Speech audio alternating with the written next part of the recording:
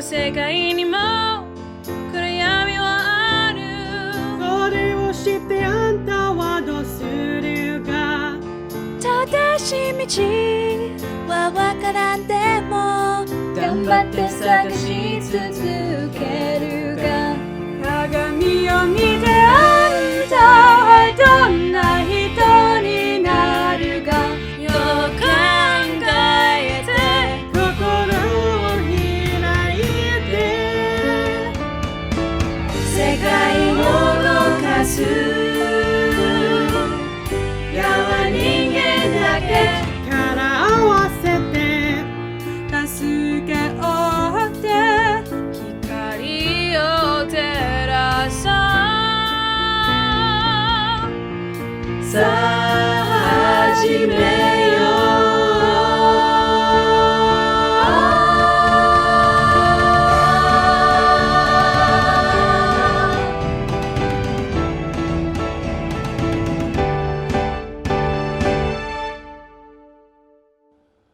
コーチがパイプ椅子に座り、少女たちの練習試合を見ている。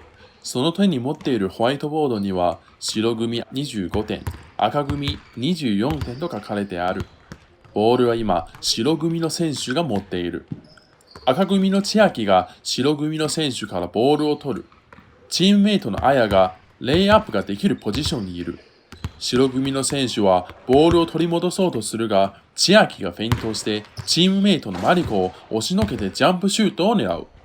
マリコは転んでしまう。ボールは見事にネットに入った。ホイッスルが鳴る。コーチがスコアを変える。白組25点、赤組26点。よっしゃ決まった。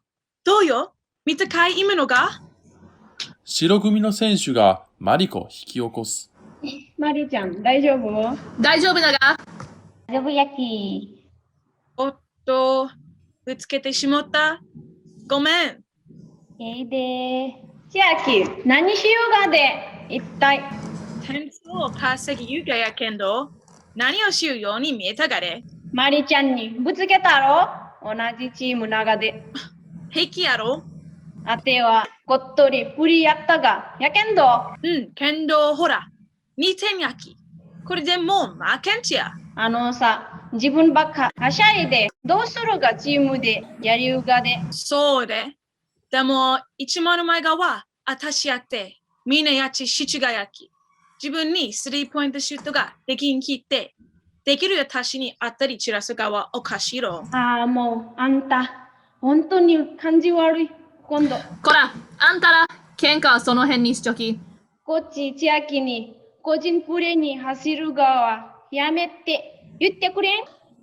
マリコは大丈夫って言うたろなあ。千秋ナイスシュートやったけど一人で突っ走るがもほどほどにぞね。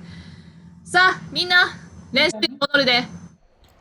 少女たちは早足でそれぞれのポジションに戻る。千秋が自転車を取りに行くと、自転車に乗った綾が通りかかる。千秋、あてらを犠牲にして自分ばは点数決める側いかんき。今週は誰かを倒したこれで3回目で。あれの事故やったがやろ。何向きになっちゅがれ。危うき反則やったで。それに今回は大丈夫やったけど、マリちゃんが怪我したらどうするが ?1 ポイントのためにマリちゃんに怪我を負わせるつもりなが、しかも全然謝らんかったし。ごめんって言ったやか。でも本気やなかったろ？そんなに不満ながやったら、コーチに話したら、向こうは大人やき。明日の試合にこんとって、チームが必要ないって思うがやったら、私やらあんたが必要ないき。あんたがおらんジャッジ買ってみしよるで。綾はペダルを漕ぎ始め、大人がえいって言うたち、言わないことは言わないがやき。と言い捨てて去っていく。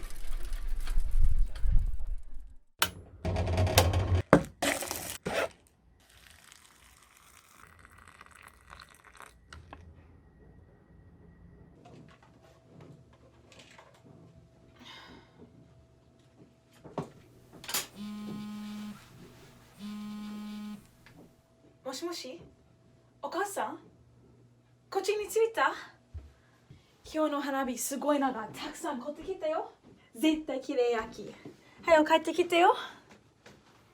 でも、疲れちゃったら、明日の試合の後でもええで。あと、どれっぱあれ？じゃあ、いつに？水曜日。そう全然大丈夫。友達とやる気、心配せんとって。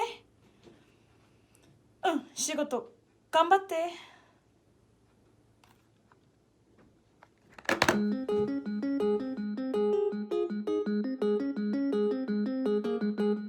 ちゃんとしや、これはいつものことじゃ。ほらかまんがっかりせんでもええ。楽しい毎日、自由に過ごせる。世代はおかえり、そんなもんどうでもええ。笑いや弱さを隠して笑顔でごまかしや、立ち上がって前を見て、ほら寂しくない、私一人で十分。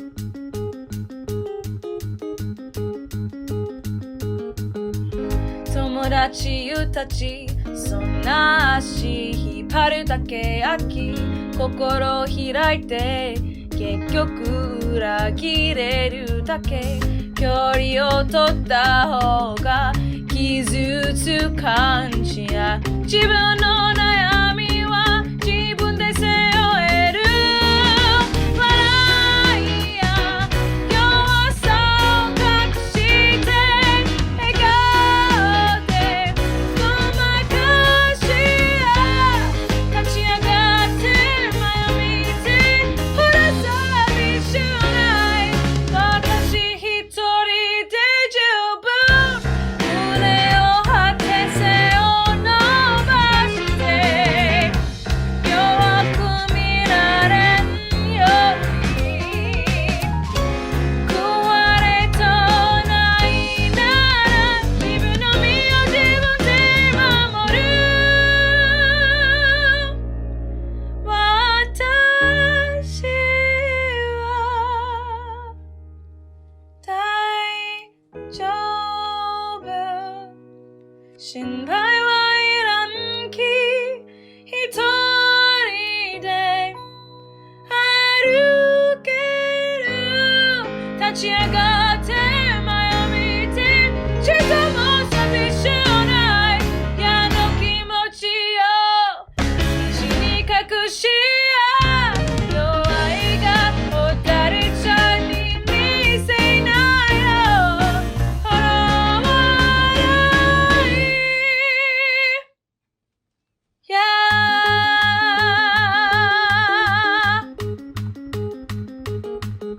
一人で十分。ヤイロ町のトアは橋の下にある水際の長い草に舞い降りる。そこにはゴミが散らばっている。トアは影に身を隠す。千秋が線香花火を火をつけ、トアのことを気づいていない。トアは周りを見て飛び去ろうとするが、何かに引っかかってしまう。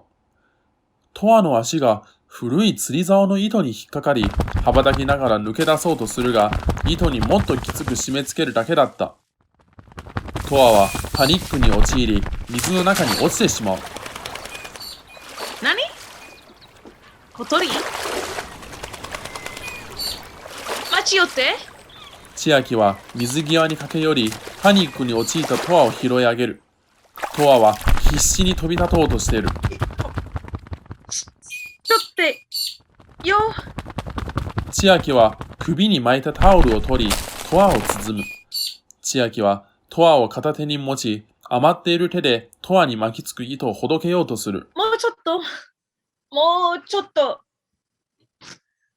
できた。タオルを手放すと、トアはたちまち飛び去った。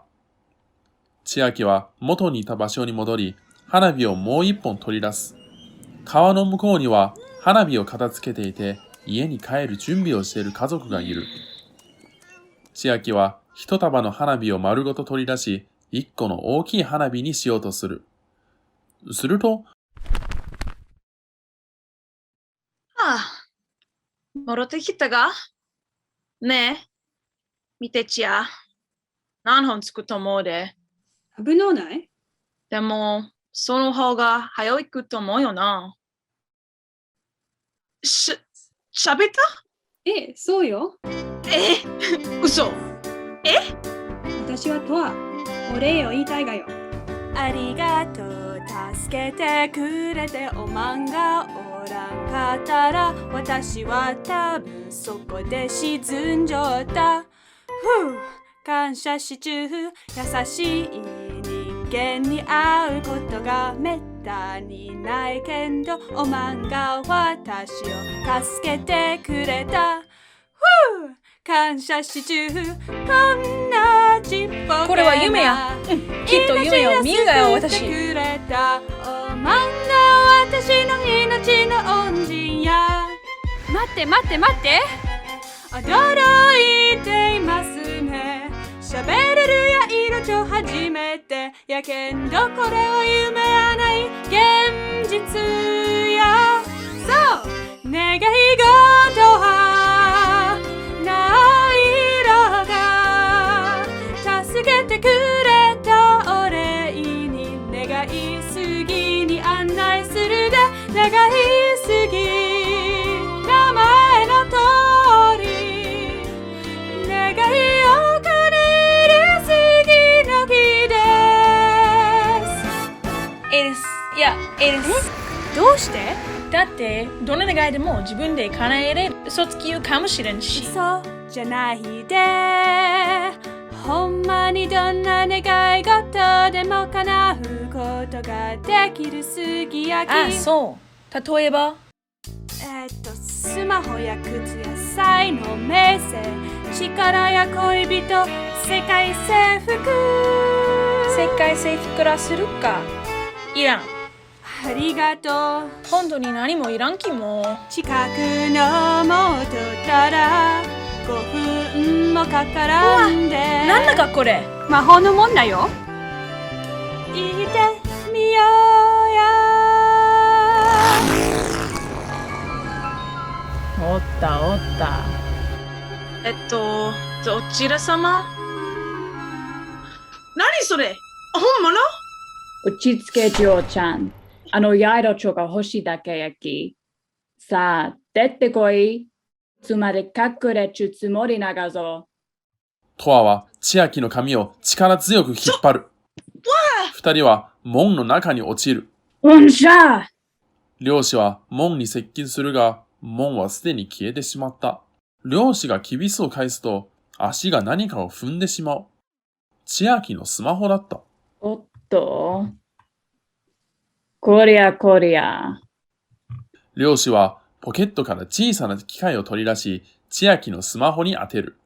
数字と色が画面に飛び込み、するとなんと、スマホのロックが解除された。漁師は千秋の自撮り写真を画面に出す。ジョーちゃんも寝ろちゃせんけど、まあ。道案内にしてはちょうどいい。人生は一つだけしかない。楽に生きたかったら金が必要。悪者やと思われるけど現実的に考えたらそうでもない。この世はお金次第当たり前や。焼き俺が決めたがや。金のためやったら何でもやるちや。金があったら何の獲物でも捕まえて撃っちゃおう。誰にも止められん。世界は俺のもの。世界は俺のもの。マホで鏡の向こうに簡単に行ける時間がかかるだけ。今回は逃がしてしもったけどチャンスは一つだけ、二度目はないで。鳥かごや博物館、焼き鳥店も必ず誰かが欲しがる。この世を動かすのは金だけじゃ。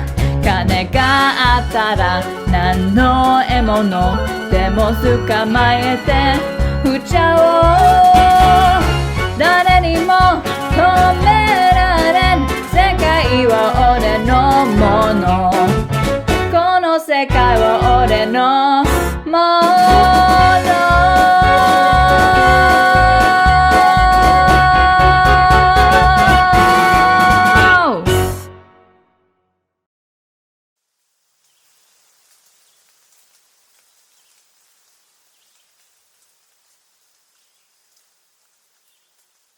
目が覚めると、千秋は森の中にいて、高い草花に囲まれている。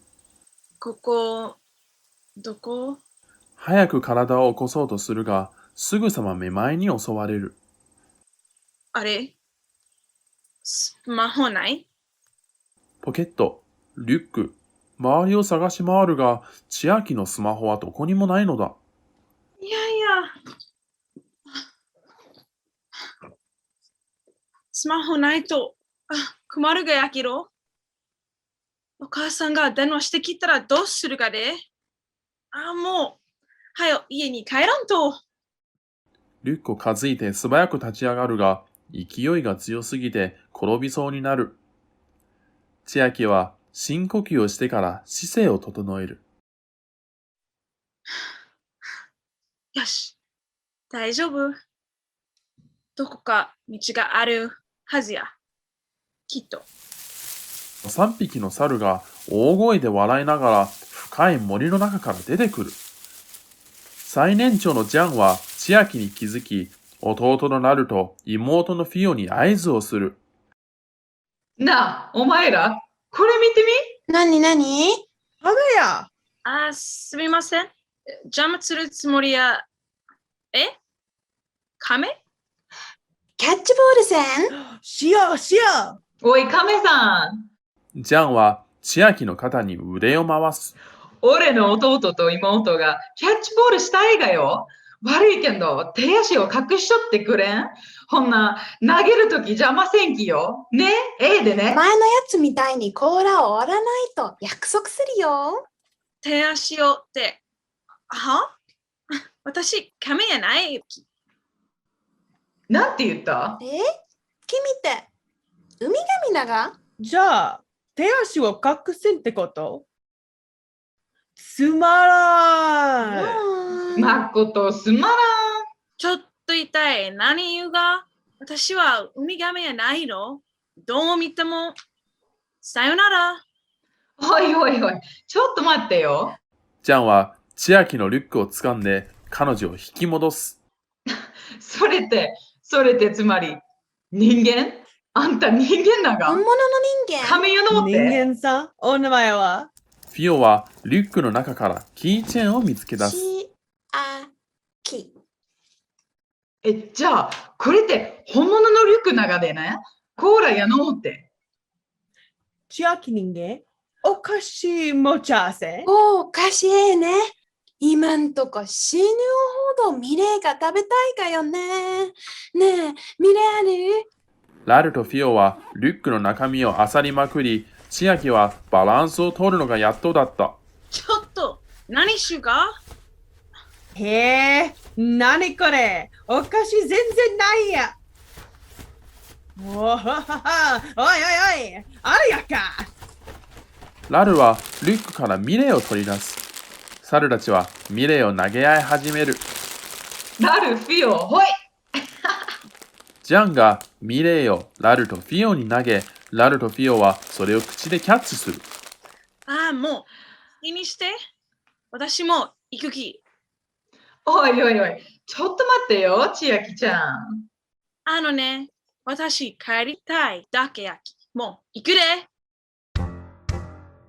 あらどうしたが迷子なが迷子なが人間がこの森に迷い込むなんて人間の姉ちゃん俺らについてきた方がええ森かめっちゃ危ないかぞ三千の場所へきっと間違えて開いちゃった桃取ってしまったなんてかわいそう初めてはきついの俺ら猿に任せたら心配することはないきしんよいこと焼きモノプロにはそりゃ朝飯毎日や猿人間に似ちろそう長屋。実はな、俺ら、おい猿どもめそれって人間の姿をしたトアは間に入る。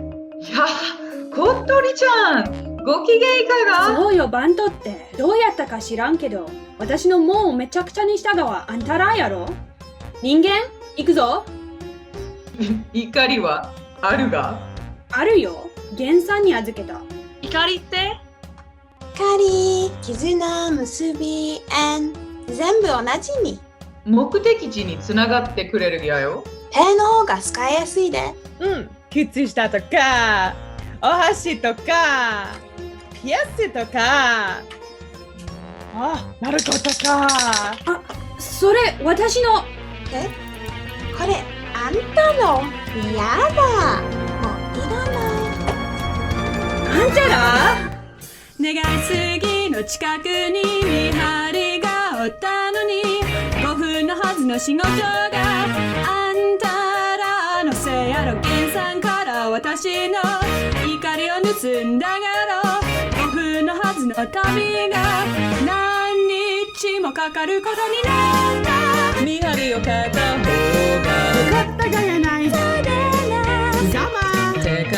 あんたあの役立たずの小鳥ちゃんでしょ前のせないが違うあの人間を願いすぎに連れて行く願いすぎ？大杉さんのことどうするというの人間界で私を助けてくれたがだからお礼に願いすぎに連れて行くがなるほど。だったらもっとはよ言うやん。なんて優しいなんて忙しい素敵素晴らしい千秋仲間を助けてくれた俺らからもありがとう我らのヒーローマジ感謝はいもうそれはどうでもええきあんたら絶対大杉までの怒りを持ちうろそれがね、ほんまごめん。小鳥ちゃんのやつ以外怒りはないが。うちらだって近づきとうないが。ね。炭とか使ってみたらあーそれいいねたぬきさんならもちがやない家もこっから近いし人間を連れてたらじゃあ歩いて行ったらでも今のうちに解くぞ門がなかったら本当に何日もかかるで約束はいいのお話中ですみませんが、炭って何？タヌキって誰？ついていけないけど。炭があったら自分で物をかけるがよ怒りは必要なしどのもんも最近調子おかしいね現れたり消えたりしてよだから炭がすごく便利だがそしてタヌキのやつゴミ屋敷。やつは人間のものを集めるのが好きだがそんなやつが本物の人間とおったら何をするかわからんじゃあ、私は人間やなかったらはい。キラキ。ここにいるみんなの見た目は人間の姿神に間違られた神なら信じるかもついて帰れる方法がないと本当に困るで約束を守る願いすぎに行くさあやるで炭を手に入れる約束を守る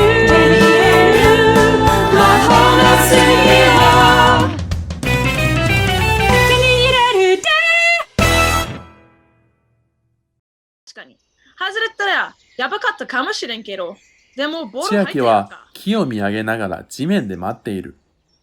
トアは鳥の姿で木から飛び降り、千秋の隣で人間の姿に戻って上品に着地する。もうちょっと。オッケー。でね、結構オーラやったやか。あやちゃん何向きになっちゅがって話しよう。あ、そう。あなたはなんか趣味とかある？人の髪の毛を引っ張る以外。ライフルおんちゃんから逃げるためだと分かっちゅけどよ。おかげでこの森にたどり着いたき。ちょっとね。っていうか、あれ、誰やった？トアは立ち止まる。自分の声が大好きともう分かったき。ここからは静かに歩こうや。静かに。喋らん。はいはい。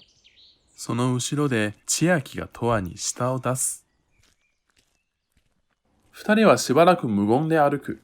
やっと静かになったことに、トアはほっと一息をするが。てかさ、あんたは結局何なが？だって、トリアに人間の女の子の姿知っちゅろ？バケチュ？妖怪なが？それとも神とか妖精とか？もしかして何百年も生きちゅうとか？同い年に見えるけど、でも、やえろちょって、普通何年生きれるが？普段はスマホで調べれるけど、今はちょっと、で、なんなが？あんたには関係がないし、答える義務もない。私のことを気に入らんがやろか。あら、なんでそう思うがやろう。もう着くまでどんな願い事をするのか静かに考えてみたら？まあ、そりゃ無事に帰ることに決まっちゅろ。もちろん。でも、試合に間に合いますようにしたらええかも。そしたら、チームのみんなに私こそがエースだって証明できるし。てか、他に何の願いがあるがやろ。私顔いいし、頭もいいし、運動神経もいいし、結構自立しっちゅし、おまけによりもうまいし、ダンスもそこそこ。へえ、自分で言うがや。自信ってもんよ。それに、願い事って自分で叶えるもんやろ。元の世界にさえ帰れば、あとは全部私次第やろ。それはただの自己中やないか。人間はみんなそう。自己中で、自分勝手で、欲張りで。けど、そりゃ、ただの自衛本能やろ。地球の生き物も、その本能はあるにからあんけんど。小鳥ちゃんやきわかるろ？私の名前は小鳥ちゃんやのうてとは。そしてこの森にはそういかないのよ。私たちは助け合うが、仲間を生贄にするわけない。生贄？なんか黒ない？人間と違うって。お前らはすぐ仲間を見捨てる。華やかな暮らしをしゆう人間は少しで、苦しみゆう人間はたくさん。助け合おうとせんなってただのわがままよ。で、そのわがままは私たちの森にも漏れるが。トアは周りを指さす。周りはレジ袋やペットボトル、靴などゴミだらけだ。ポイ捨てはええことだと誰ちゃいやせんき。私に怒ってどうするが？人間はこの森の道徳を学ぶべき。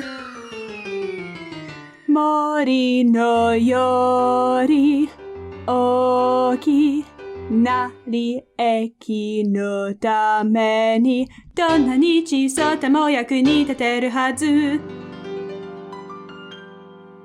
助け合う義務はある。自分だけやないき。私は一生懸命に頑張る。そそれだけ焼き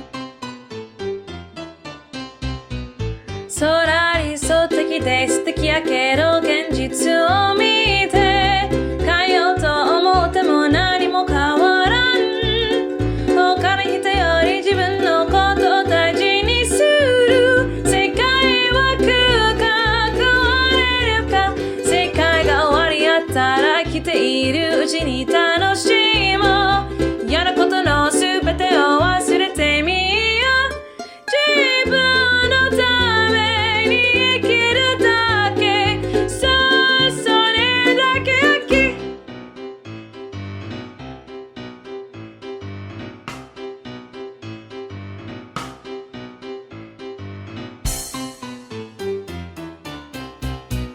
空理想的で素敵やけど現実を見て変えようと思っても何も変わらん森のよう他の人より自分のことを大事にする世界は日そうても役に立てるはず世界が終わりやったら来ているうちに楽し自もう分だけ嫌なことのすべてを忘れてみよう私は一生懸命に頑張るそうそれだけ焼き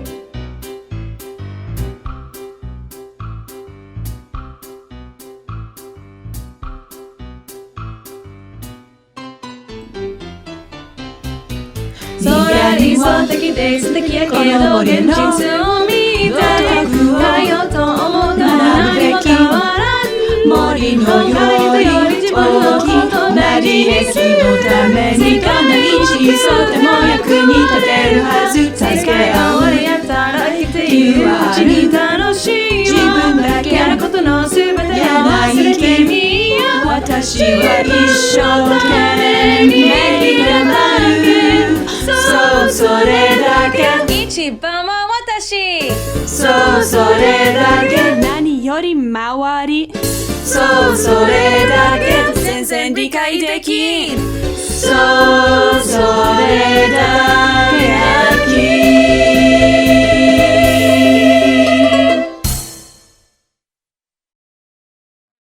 トアは空き地の端っこにある茂みの中に身を隠し、千秋も木の後ろに適当に隠れている。空き地には小さい野菜畑と柚子の木と井戸付きの古い和式の小屋がある。かわいい家や。あっこに住みようが。うん。よし。ほんなら、住みを貸してくださいって言ってみよう。そう簡単に貸してくれるわけないき。あの炭はめったにないもんやし、噂によればタヌキ隊長、炭を大事にしゆうに変わらん。危なすぎ。こうしよう。私がこっそり入っていって、炭が見つかったら盗んですぐ戻るき。あんたはここにおって。は？すぐ戻るき。もし誰か来たら、亀やって言うちょいて。何それ？私をここに置いていくつもり長いやろ。いんげの。それを置いていきたいがよ。願いすぎに行くって約束したき、約束を守らないかんが。ほんじゃきここにおってちや。おまんが死んだらアポロケやき。え？ほんまに？炭がどこにいるか知らんがやろ。人間のものを集める側が好きながやったら、人間の話に付き合ってよだってちょけばええやん。いや、それはいかん。なんで？よ。私、ただのバカな人間かもしれんけど。何がよ。静かに。千秋とトアはドアを見つめながらじーっと待つ。私もそう思うで。何を？あんたがバカな人間ってこと。年寄りのタヌキ、グレーは、じょうろを持って小屋から出てくる。待って、あれがタヌキなが？そうやね。おじいちゃんやんか。危ないわけないやん。ほら、めっちゃ震えるし。グレーは、よろよろと田んぼまで歩き、トマトに水やりをし始める。来てみるわ。待ちや、こら。こんにちは。すいません。どうも。客人なんて久しぶりやな。若い旅人やね。何の用やろうか。私は千秋。こっちは知り合いのトイです。願いすぎに行きたいがですけど、あなたなら何か助けてくれるかもしれんと聞きまして。どれどれ？いろいろちょっと。亀です。ああ、そうか。亀か。すまんね。だんだん目が悪くなってきよったね。なかなか見えんがよ。はじめまして、千秋さん、とわさん。わしの名前はグレイ。大杉に行くなら手伝えるで。さあ、どうぞ上がって。本当にありがとうございます。千秋は何も疑わずにグレイをついていくが、待って。トワも二人の後をついていき、小屋に入っていた。部屋にはおもちゃ、服、日用品、その他の人間のものがそこら中に積み重ねられている。グレイは散らかっているものを避けながら部屋の奥に進む。千秋とトワはその後をついていく。散らかっちゅうけどすまんね。千秋はフロッピーディスクの山をうっかり倒してしまう。ごめんなさい。カマン。ここにあるやつはまだ分類が終わってないき。グレイは二人を4畳の部屋に案内する。他の部屋と違い、床は全然散らかっていないのだ。分類？グレイは壁にあるスイッチを押す。畳がカタカタとなりながらエレベーターのように地面に沈んでいく。何？どうなっちゅうが？まあ、見ちょいて。大丈夫で？多分。畳のエレベーターがやがて暗い空間に止まる。ここはどこ？ようこそ。人間のものでできた巨大な廊下が見える。我が家へ。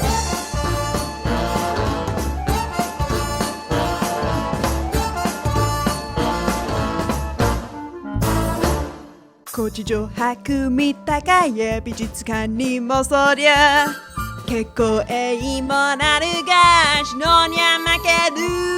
さあ入ってみてみやまことやろう。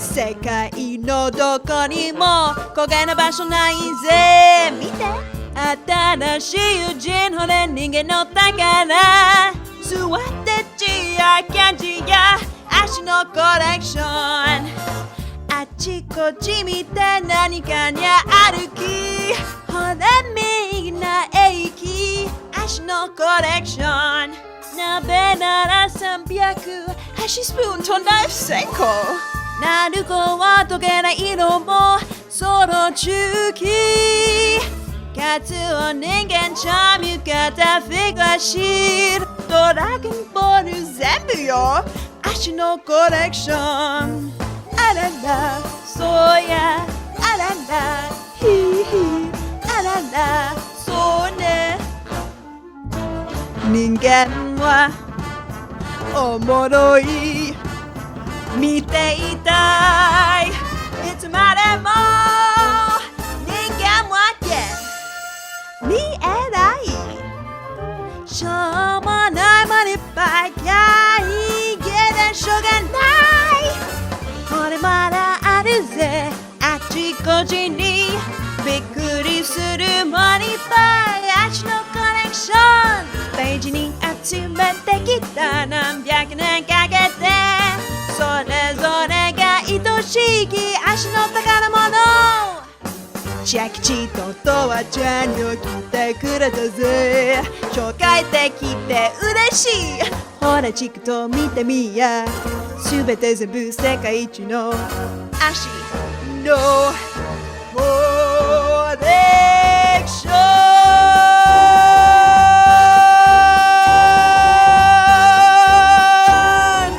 足のコレクションこの青のりせんべいめっちゃ美味しいです、クレイさん。人間の食べ物がこんなにうまいなんて。手作りながよ。嘘。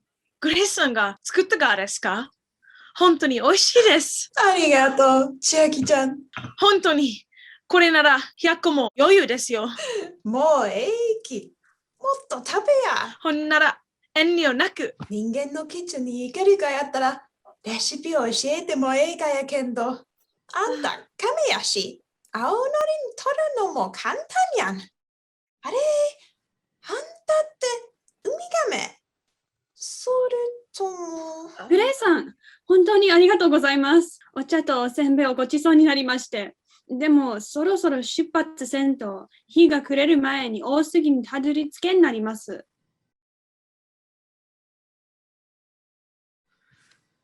おっと、これはすまんかったね。もちろん、客人が来るのがほんまに久々やったき。片付けるの手伝いましょうか？はあ、かまんで。こっちや。椅子から立ち上がる。グレイは廊下のさらに奥へと進む。せんべいをもう一枚取ってから、千秋はグレイの後をついていき、トアも千秋の後をついていく。奥に進むのにつれ、あたりがどんどん暗くなってきて、陳列されている絵も陶器も石器ももっともっと古いものになってくる。随分と古そうなもんばっかり。グレイさん、おじいさんだけど、そこまでやないですよね。やったらすごすぎますけど。わしはただのたぬきや。あんたら神みたいにそんな長生きはせん。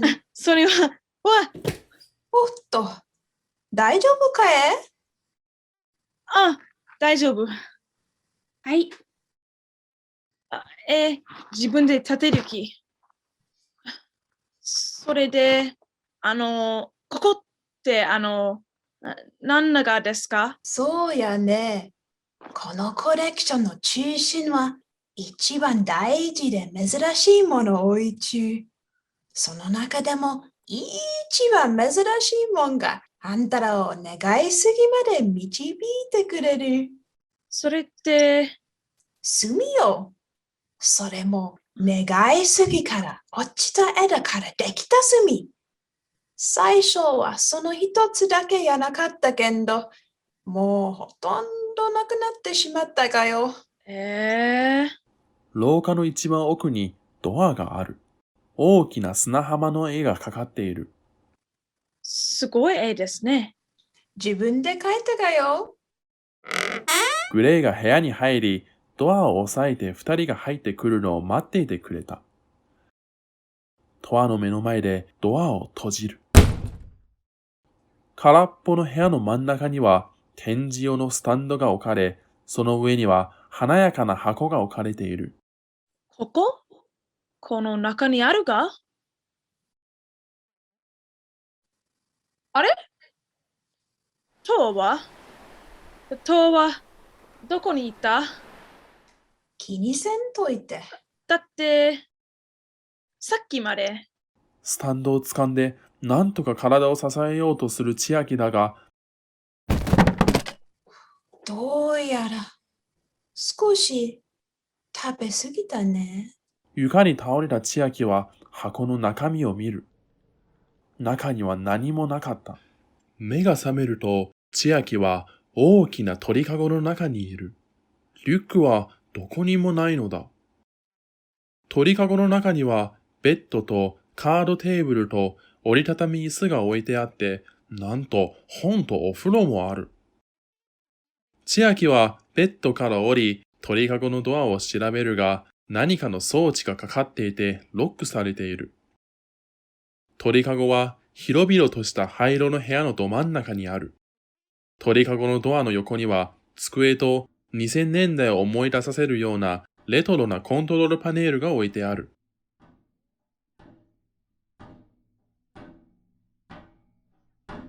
千秋はベッドに戻り、寝ているふりをする。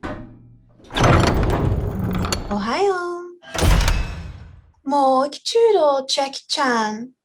睡眠薬の効果は1時間前に切れたはずやきね。千秋はベッドから降り、グレイから離れた鳥かごの真ん中に立つ。よう眠れたろうか？何これ？ここから出して。行きたい場所があるが？こんな素晴らしい標本を手放して？いや、それはいかん。せっかく久々に友達ができたのによ。標本ってどういう意味？実験するが？観察するだけよ。あんたを傷つけるような真似はせん。人間が作ったもんやったら何でも持っちゅうつもりやったけど、唯一持ってないもんが人間。人間そのものや。グレイさん、がっかりさせてごめんやけど、メガネ描いた方がええで。私は人間じゃなくて、あんたは人間や。これは失礼。わしは年寄りで目が悪いかもしれんけど、耳と鼻はまだよーき聞き。千秋ちゃん、あんたは他の人間と同じ炎の匂いがする。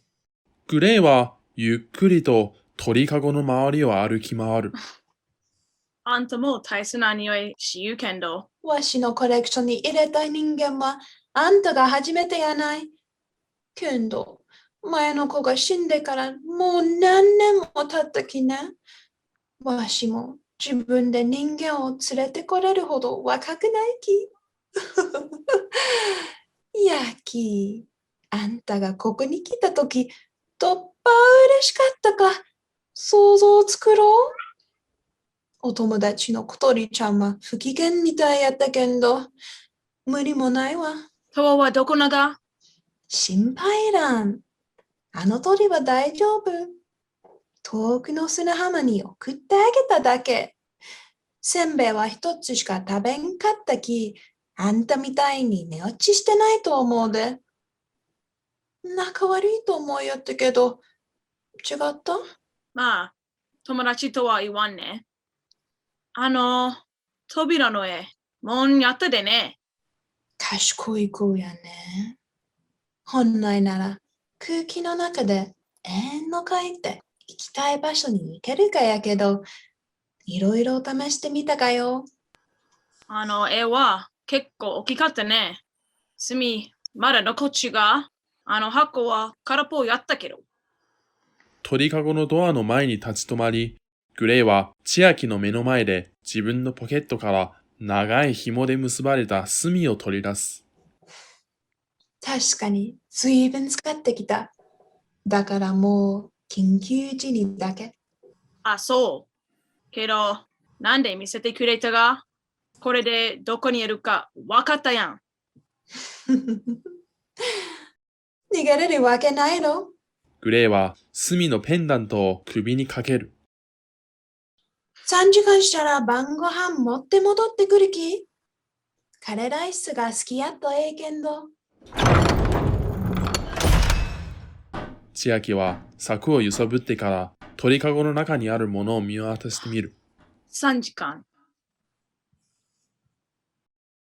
千秋はシャワーカーテンのフックをまっすぐにしてロックをいじってみるが、感電してフックを落としてしまう。食べ物を入れる隙間から出ることを試みるが、狭すぎて出ることはできないのだ。見上げれば、鳥かごの上には丸い穴が開いている。シャワーヘッドを外し、シャワーカーテン、毛布、パーカーで間に合わせのロープを作り、それをシャワーヘッドに結ぶ。カードテーブルの上に立ち、シャワーヘッドを高く投げ、なんとか穴に引っ掛ける。千秋はロープを伝って穴まで登ったが、穴が小さすぎた。怒りが爆発した千秋は椅子を持ち上げ、叫びながら何度も鳥かごのドアにたらつける。千秋は途方に暮れ、柵にもたれて床に座り込む。パネルに向けて紙飛行機を飛ばしてみるが、それは机の上に落ちてしまう。床や椅子、机の上には紙飛行機で散らかっている。千秋はため息をつき、本のページを一枚ちぎって紙飛行機をもう一つ作る。晩ご飯の時間で。机の上に落ちているたくさんの紙飛行機を見て、グレーは椅子を鳥かごの前に持ってきて腰を下ろす。その想像力と決意は好きですよ。とても人間らしくて。グレーは鳥かごの隙間に料理を入れるが、千秋がそれを押し出す。そうにらみなや。こう見えても、わしの手料理はおいしいかやき。あのせんべいもおいしかったろ。今度は余計なもん入れてないで。ほんまに。普通のカレーライスやき。グレーはもう一度料理を入れる。いらん。昔、お宝の一人がどうしても食べてくれんくて、わしをよく困らせよったわ。最終的に彼を居心地が悪いところに移す必要があったけんど、千秋さん、あんたは今まで買ったお宝よりかなり若い。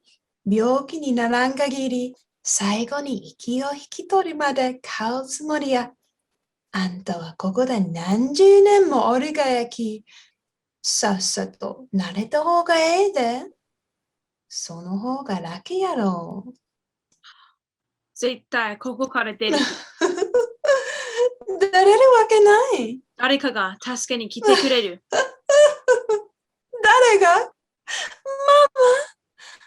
マ。もし誰かが探そうとしてくれても、他の人間が見つけるのは不可能やき。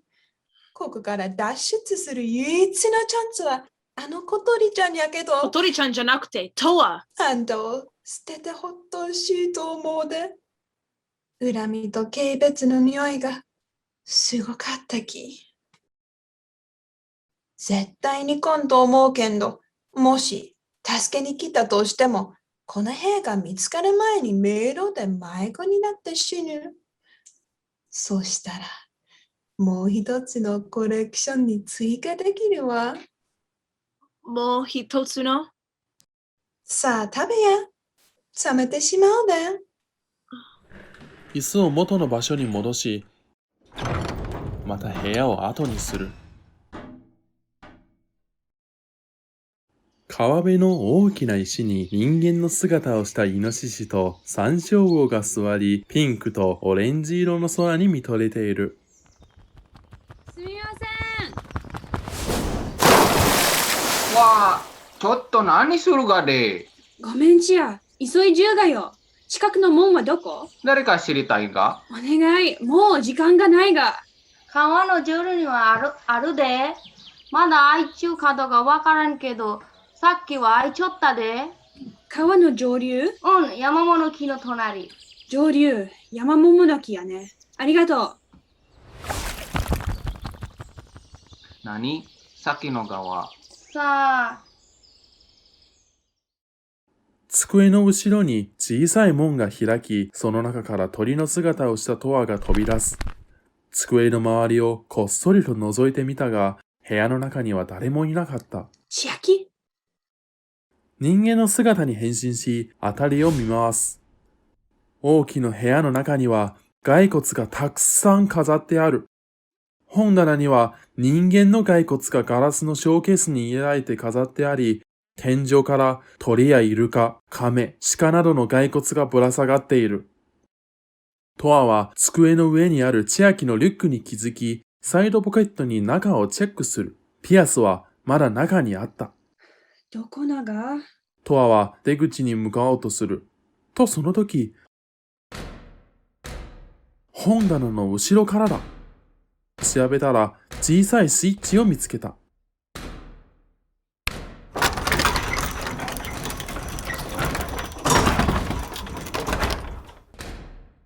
足が一本折れたカードテーブルが傾き、取れた足が床に転がっている。その足に千秋は椅子を思いっきり振り落とし、片足を手ごぼうの形にし、それをドアとロックの間に押し込む。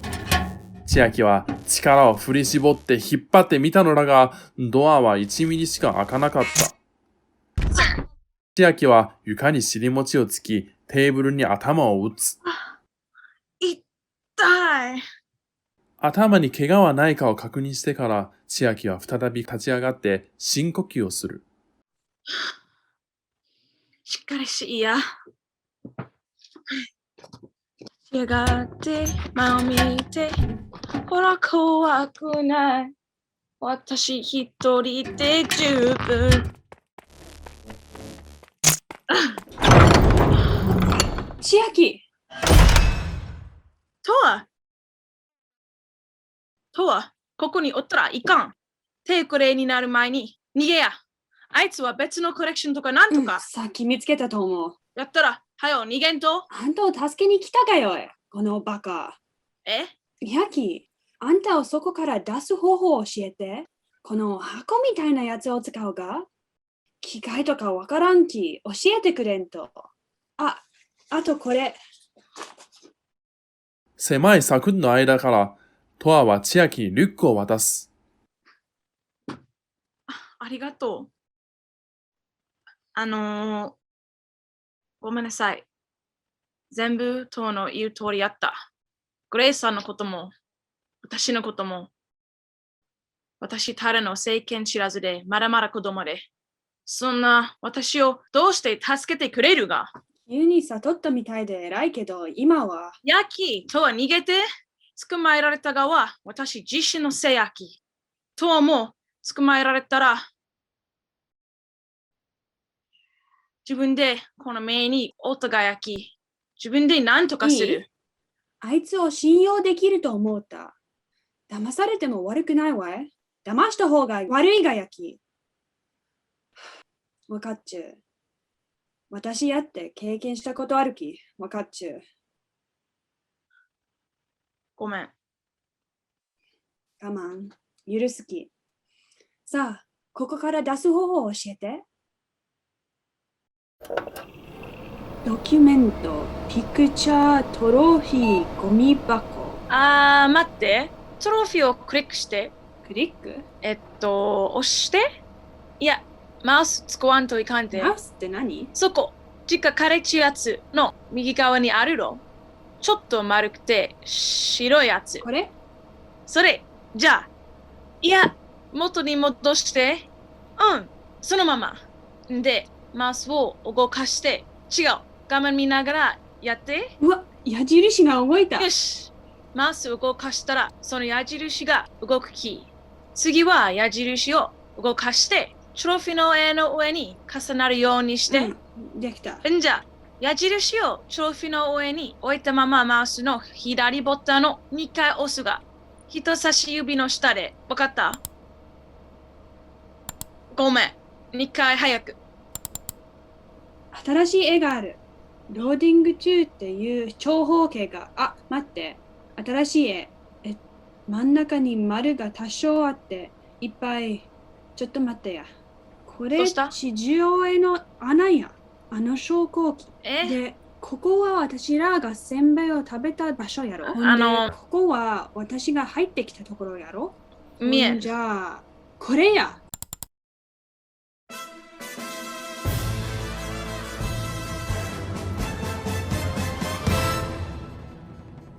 小鳥ちゃんの影で脱出できた。助けに来るらそりゃった曲げた。自由につかめそうで期待し中の残念ながらわしは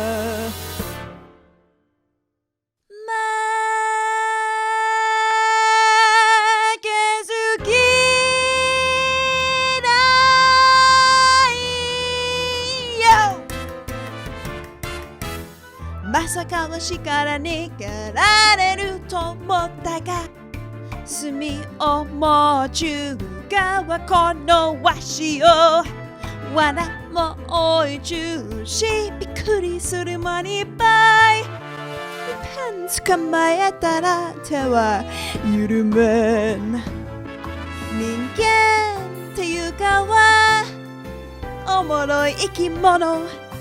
矛盾し中作るたんび壊す秘密愛に光を照らすけど周りのすべてを焼いて灰に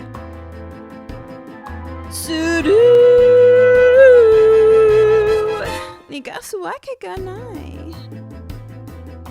出口は永遠に見つからね早く諦めた方がええと思うで君はわしのコレクションの宝物このラブリンスから出ることは無理じゃ逃がすわけがないずっと見寄りたい自由以外ならなんちあげるお洋服おいしい食べ物ささっとわしの人形になるや逃がすわけがないわしに聞こえんように息を止めろ剣道から曲がったらわしが待ち言うよ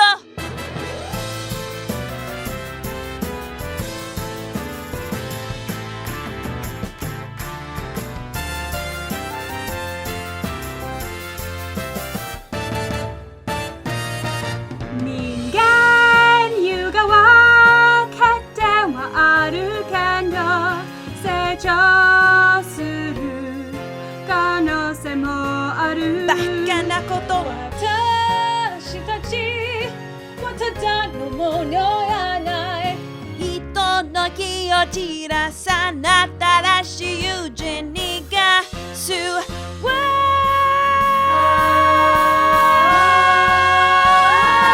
けがないない自撮り大好きなんだね俺から逃がすわけがない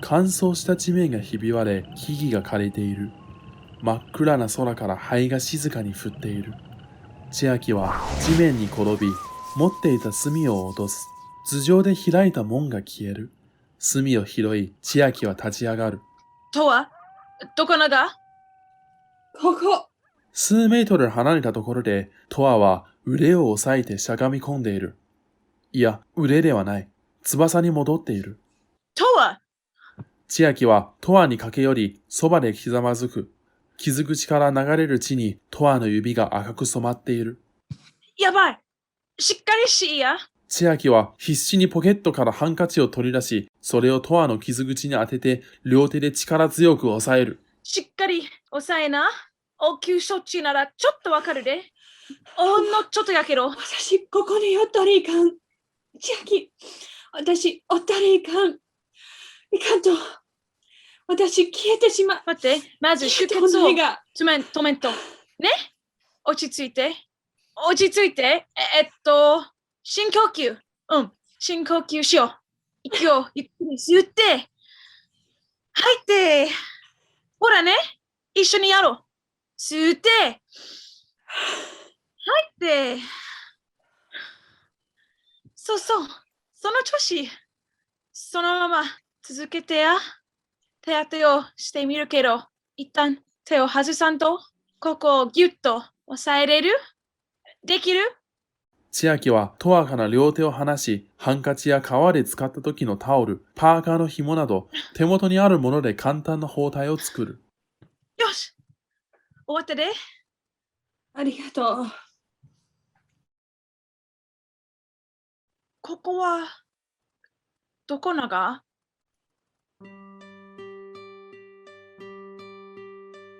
ここは墓場死者の国闇の世界涙の海消えてしまう飲み込まれる私みたいな小さな鳥残りわずかしかいない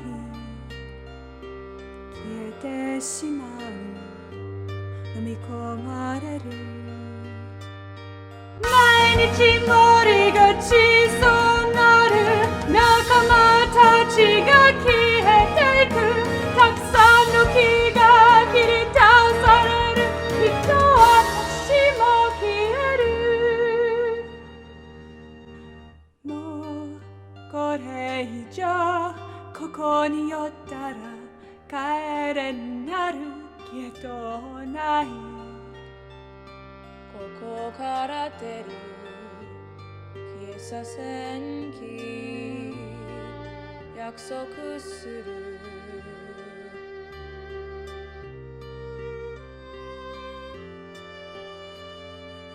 消えさせない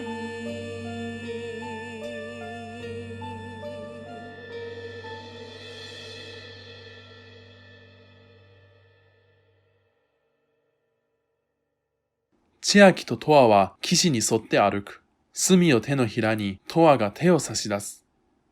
二人の片側には霧に包まれた枯れ果てた森があり、もう片側には石ころと岩しかないのだ。昔、ここには川が流れていたはずだ。水のような霧が二人を包む。待って門は現れなかった上、隅が小さくなってしまった。あと何回使えるかわからん大丈夫きっと反応が遠いところじゃこの辺にあるはずやき二人は歩き続ける。霧を泳ぐ小魚の群れが千秋の足の間をすり抜けていく。普通に見える魚もいるが、多くの魚は体が少しずつ崩壊し、肺の跡を残していた。ところで漁師は何だか本当何様のつもりじゃ人間界には収集家が何人かおるがよグレイさんみたいな数日前から追跡される人間界にうんちょっと気になることがあるがやけどなんで人間界におったが答えんでも、かまんよなんていうか用事があったがよすさまじいスピードで霧を泳ぐ何かが二人とすれ違って岩の後ろに隠れる。何わからん岩の後ろから一匹のカワウソが現れる。毛皮が荒くて耳に切り傷がある。おやおや、見てみ。あいつ早いがぶりつきたいろね。ねえ、あったあったで。霧に包まれた森の方から毛皮の分厚い深い傷跡のある狼が現れる。その足や尻尾から灰が落ちてくる。言ったろ。私の花は間違えんて。えらいとこに来たみたいやね。特に君。てか、どうやって人間が入れたがその匂いは相変わらずや。森の願い席に戻りたいだけなのそれは残念やね。ここかられることは不可能で、あんたと私がこの世から消えるがは事件の問題で。どうして私らには悪気はないき。悪気はない。人間はいつでも悪気がある。そういう生き物よ。狼は立ち止まり、トアと千秋をじーっと見つめる。少し待っちゃおう。千秋とトアは森へ向かって駆け出す。今日は親切やね。捕まえんでも他の何かが捕まえれるわ。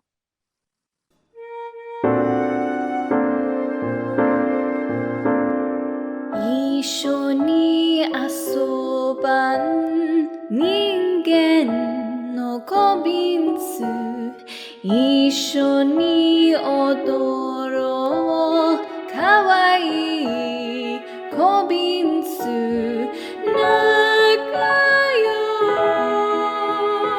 なりたいだけ楽しいちっとえ、どう見ても私よ。やっちや、離れとうない。わかった、行こう。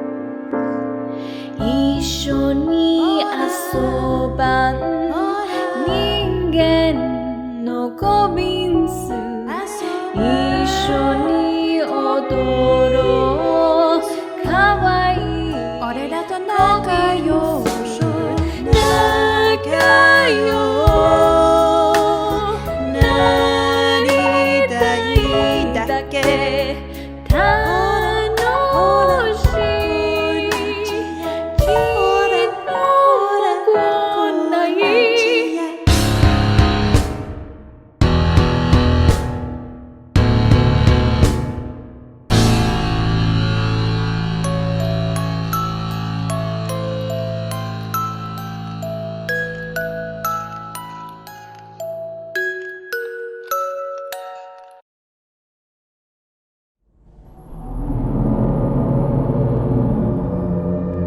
何今の。わからんけど、なんか。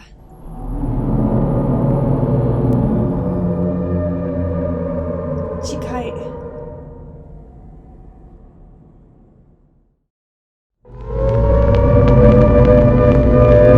狼は落ちる枝を避け、千秋は落ちる破片が当たらないようにトアを引き寄せる。赤い牙と目、黒い皮膚の象が木々を倒しながらゴーッと向かってくる。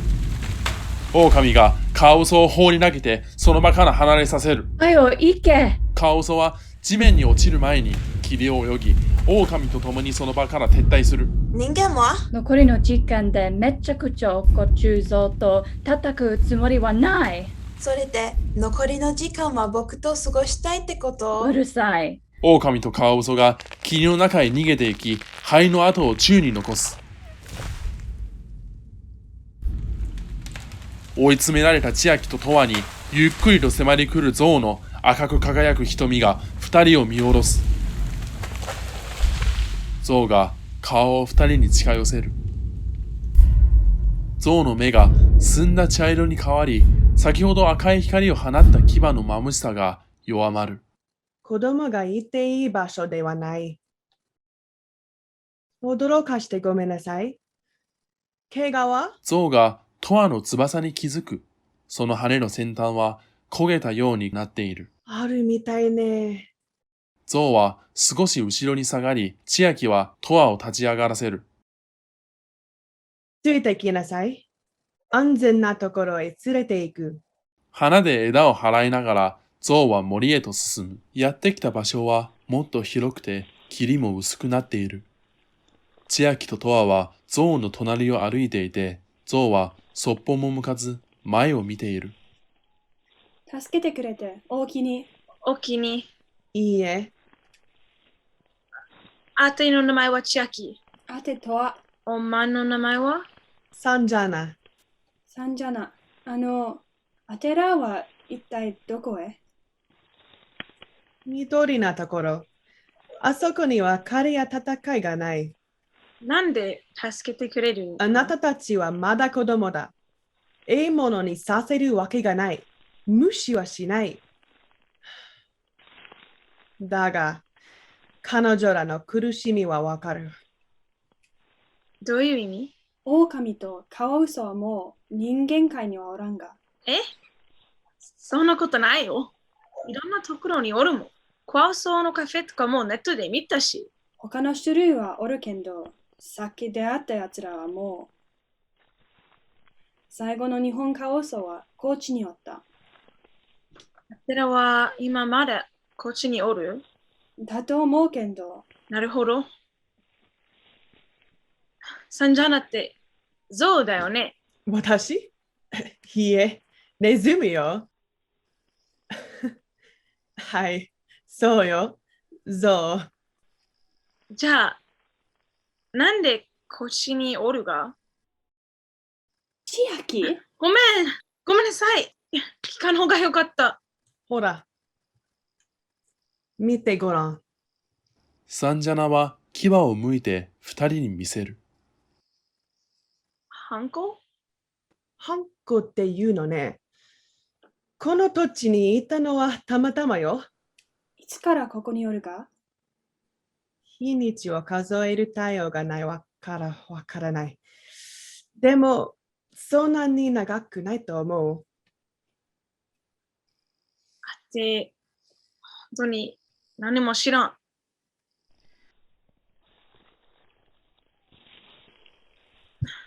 ちょっと待って。怒ってないが？なんでやってまで連れてってくれるが？人間だけど、まだ子供だ。確かにあなたの世界は狭い。でも学んで成長して、そのうちあなたの世界も大きくなるはず。あと、トワさんにはいい友達だとわかる。その傷、あれは人間しかできない。人間の仕業だ。よし。でも、これも同じ。これは人間しかできない。友達のおかげ。あなたでしょ？そうやけど。何の生き物として生まれたかは関係ない。生まれた時は良くも悪くもない。決めるのは自分の生き方だ。そうかな。悪いことをどっさりやってきた気がする。でも、誰でも間違えることがある。大事なのは頑張ることだ。誰も完璧にはなれない。だが、いつでもより良くなれる。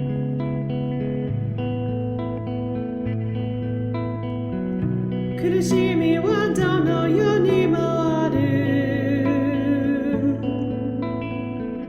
目を開いて耳を澄まして無視するのか動くのか決めるのはあなただけ。さあこの先は知ってしまったものは忘れられない。この先は正しい道はどうすればいいのか。この先は子供のまんまでいいとない。明日は今日よりいいとに。私はどんな大人になりたいか。それは私しか決めれん。さあこの先は知ってしまったものは忘れられない。この先は正しい道はどうすればいいのか。この先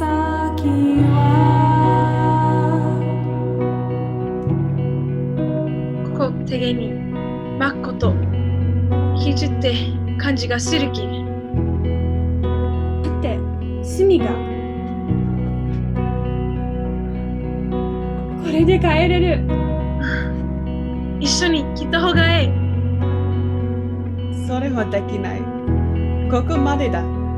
私の体はもう。けど、勝手に何かできるはず。あるよ。私たちのために戦って、声を失ってみんなのために戦って。さあ、行きなさい。閉じる前に。助ける方法を見つけてみせる。絶対に消えさせない。約束するき。さあこの先は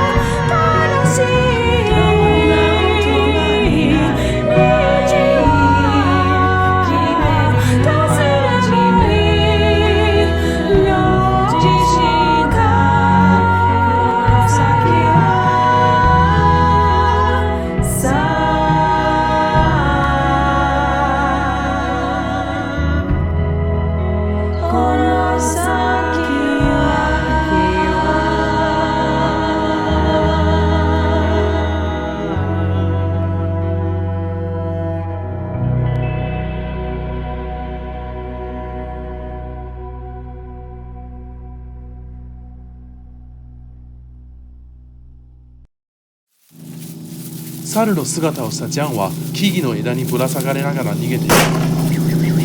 網が背後から放たれてジャンにかぶさり、網のロックがかかると捕らえられたジャンは地面に落ちる。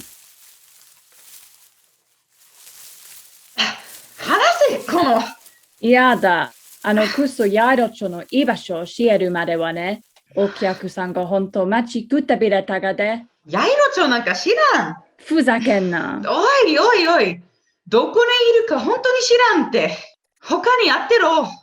おっと、それってどのヤイロチョがちっちゅってことかな。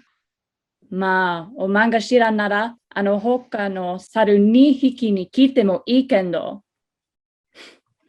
なんぞ、別の区へ行ったら足から逃げれると思ったかはよいよ、足はアマチュアじゃないで。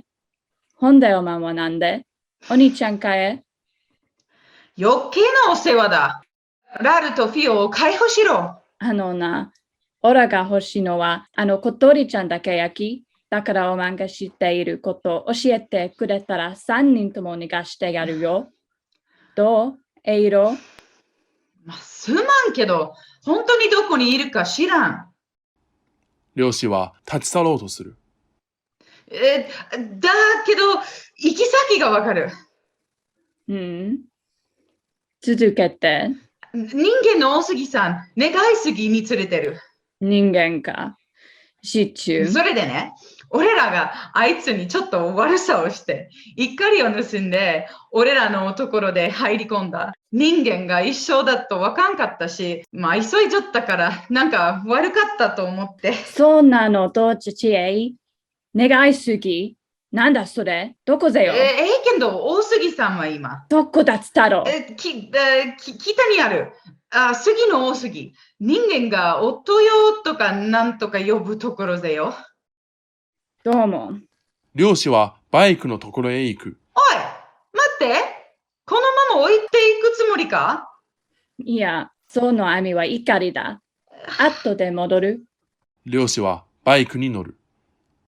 逃がすって言ったやいか。バイクのハンドルバーのところにあるタブレットの画面をタップする。ほんで、喋れるお猿さんを1匹だけじのって3匹の分のお金を逃がして。するか。網のロックが点滅し始める。また後でな。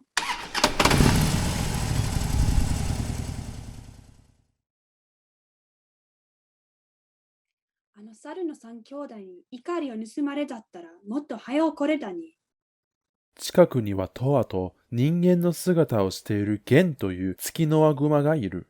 はいはい。それは俺が悪かった。でもどうやって？ちょっと！これどうやって手に入った？タヌキの。タヌキってグレーのことか？おま、あそこで何をやりよったが？もう、どうでもええろ？今ここにおるがやき。これを預かっちょく。なんで？大杉のものだ。さあ、そろそろ行こう。俺が運ぶ。いや、待って。まずお話がしたいの。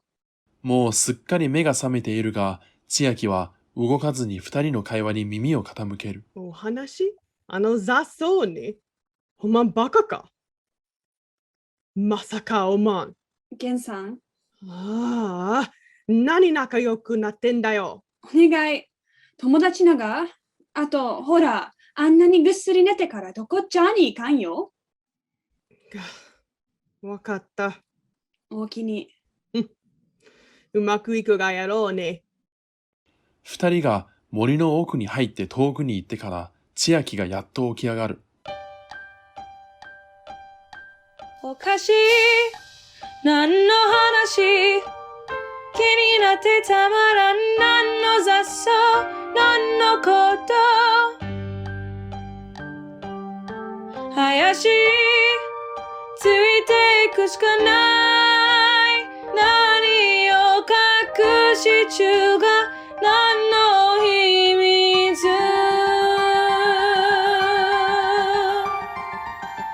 おかえり小鳥ちゃん、ちゃんと待ちよったで。持ってきたのね約束の人間はよ食べたいさあ人間はどこでそんな遠くない。今寝てる。あらあら、こっとりちゃんが成功したってこと？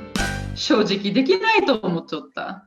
確かに人間の進んだのはうまいんやけど、まあ、こんなにちっちゃいしね。話をつけたいがやき。話をつけたいつうか。この人間がアテを何回も助けてくれた。そう簡単に渡すことができん。ワヤにすなこのものをやるから、あの子だけはダメ。待ちくたびれたいい人なの。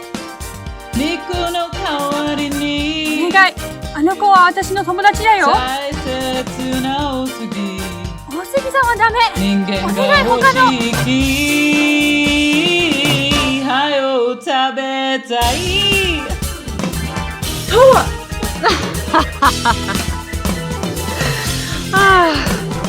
おいしいお肉を持ってきてくれるんやろうにゃこっちじゃないこの森バイバイだぜ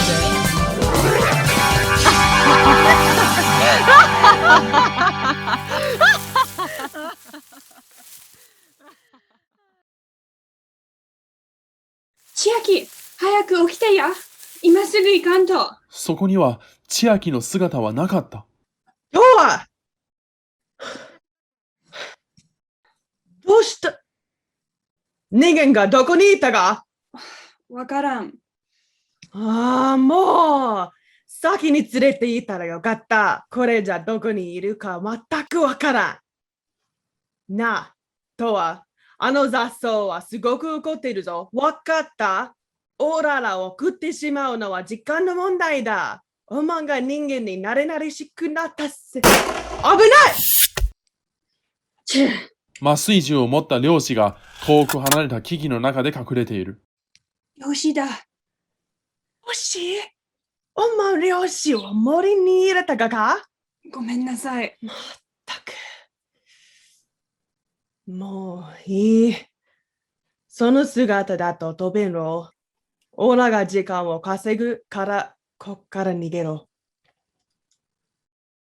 あと雑草に餌をやれ。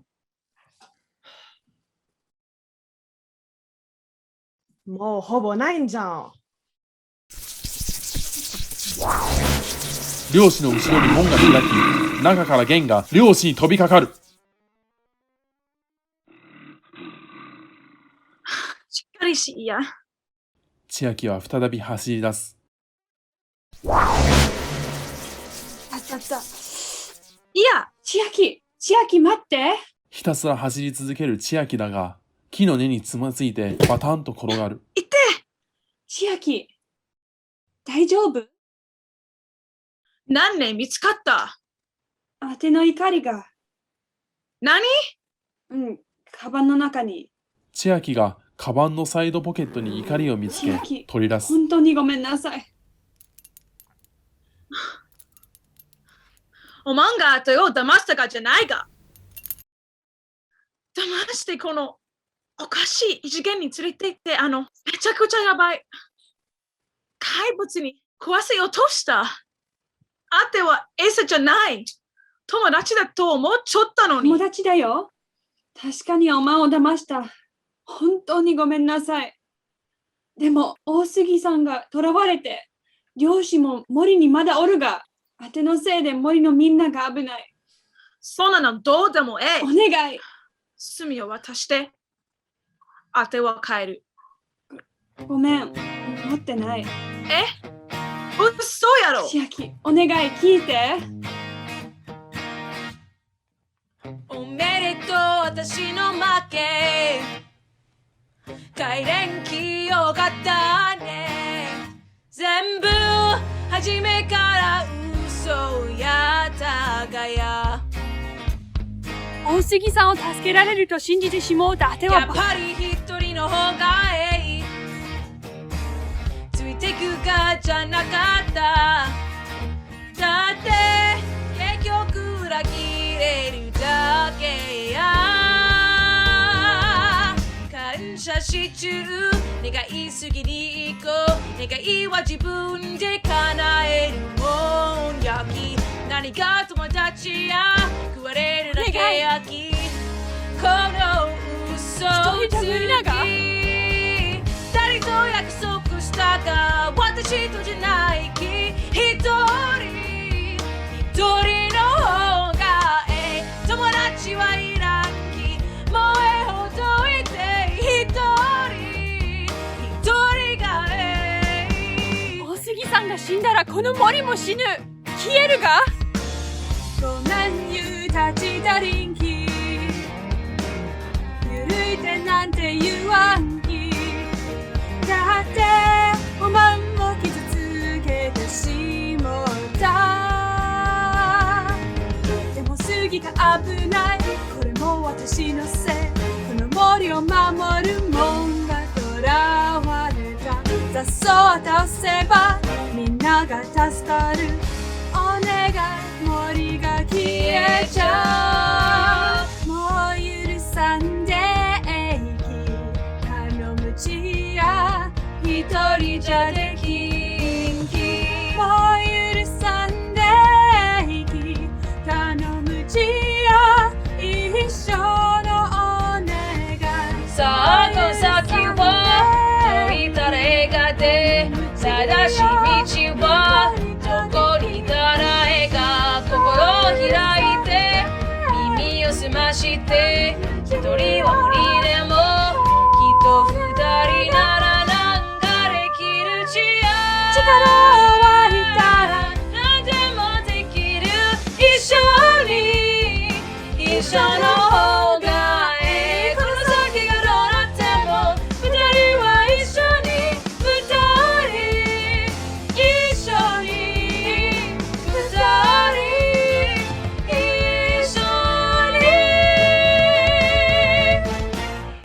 に立ち向かう熊の姿をした弦が気絶し、地面に倒れている。肩には麻酔矢が刺さっている。漁師がそこに立ち、服が少しボロボロになり、爪痕も少しできたが、大した怪我ではなかった。それから漁師はバイクから包みを取り、作業に取り掛かる。弦の手を重いバックルで結び、顔に口輪と目隠しをかけてから、丈夫なタープを敷き、弦をその上に乗せる。はいよしやこっとりちゃんお腹すいたんだよ銃を拾い、恋のする方に歩いていく。出てこい。漁師は銃を下ろし、立ち去ろうとする。ところが、雑草はゆっくりと口を開く。何？漁師は銃を持ち直して雑草に近づき、雑草の口をじーっと見つめる。うわ、なんだ？雑草が漁師をつるで捕まえて釣り上げる。銃が漁師の手から落ち、カタカタと地面に落ちる。やっと手に入れためっちゃくちゃ腹減ったぜ雑草は大きく開いた口に漁師を運ぼうとするが、漁師はナイフを取り出してつるを切り裂く。雑草が叫びながら漁師を振り回すが、漁師はもう一度雑草を刺し、やっと解放される。雑草はつるで漁師を追おうとするが、漁師がそれを素早く避ける。漁師は拳銃を取り出し、雑草を撃つ。雑草はあまりの痛みで叫びを上げながら、つるをぐるぐると巻いてもがく。拳銃が弾切れになるや否や、漁師は逃げる。逃がすもんかつるで漁師を追おうとするが、限界まで伸ばした途端、ピタッと止まり、漁師には届かなかった。もう戻ってこいよ笑うんじゃねえ喋れる動物で、今度は喋れる植物か？映画みたいじゃねえか。きっと誰かがたくさんの金を払ってくれるにゃろにゃ。金どういうことだ？そうよ、金やき、数えきれんくらい。そうくるなや、食うか食われるかのどっちかやろ。ああ、けんど、どうやって運んだらええろ。どうやって入り込んだ人間。森への門は最近なかなか見つけれんぞ。機械を作った。機械を作ったって？ああ、自分でそうさ。あら、まあ。じゃあどこにも行けるね。まあな、一つのもの、開くには一日ばがかかる。ああ、それじゃすぐに行き来できんね。おまんは墨の方を使った方がいいよ。一週にもの作ってどこにも行ける。待ち時間がない。ああ、シチュー。なあ、取引しよう。取引そうさ、あの魔法の墨は願いすぎからできちゅう。この願いすぎ。で、人間の食べらしてくれるって約束したがやけんど、一人を持ってきてくれたら大杉を渡しちゃる。それじゃあ魔法の墨を好きなだけ作っていつでも森に来られる。あんたは漁師に違いないろ。この森の生き物が一匹残らず捕まえて売っちゃえ。あとおまの食べないようにするね。人間ね。そういえば、一人の女の子がこの森に走り回り言うね。きっと迷子になってしもって心細いがやろ。それで女子が消えても珍しゅないき。エロ。素晴らしい。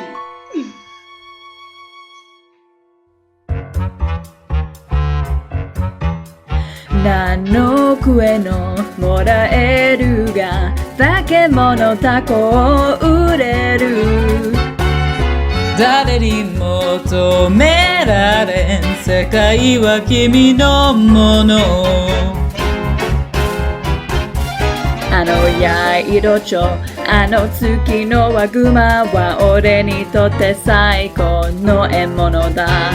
だって人間の言葉が喋れる。ここにはこんな森たくさんある。鳥かごや博物館サーカスでも森の化け物全部捕まえて売っちゃおう。金持ちになる。この先は温後の道や毎度り最高のチャンス焼き。俺は太陽より眩しい世界一。何の食えのもらえるが化け物タコを売れる。誰にも止められん世界は君のもの。金があったら何の獲物でも捕まえて売っちゃおう。誰にも止められん世界は君のもの。世界は君のもの。すべては俺のもの。すべては俺のもの。